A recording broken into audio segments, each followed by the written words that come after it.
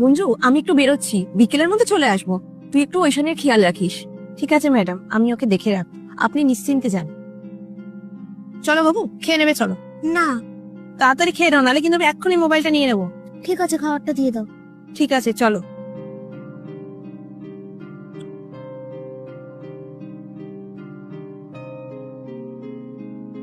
দিদি তুমি চলে এসছো?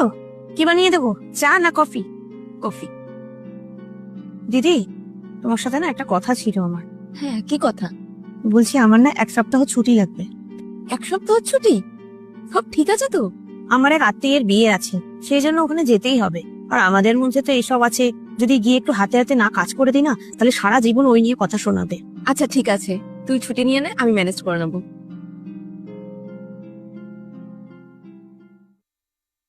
ঐশী, চ তোকে খেতে দিয়ে দিই। না কেন? সকাল থেকে তুই কিচ্ছু খাসনি? একটা রুটি অন্তত খেয়ে নে। না, রুটি খাবি না তো কি খাবি সেটা তো অন্তত বল। কিচ্ছু খাবো না আমি। কিচ্ছু খাবি না মানেটা কি? একটা রুটি তো তোকে খেতেই হবে। সকাল থেকে কিচ্ছু খাসনি। কি ফোনটা খালি তখন থেকে ঘিটেই যাচ্ছিস? এই ফোন দে তো, দে ফোনটা দে, দে ছাড়।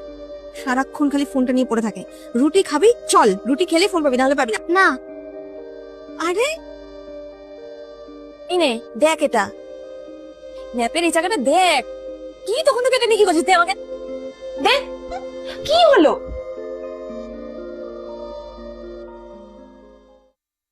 আর বলো না অভি, ওই সেটা না দিন দিন কিরকম একটা হয়ে গেছে। মোবাইল ছাড়া ওকে খাওয়ানো যাবে না।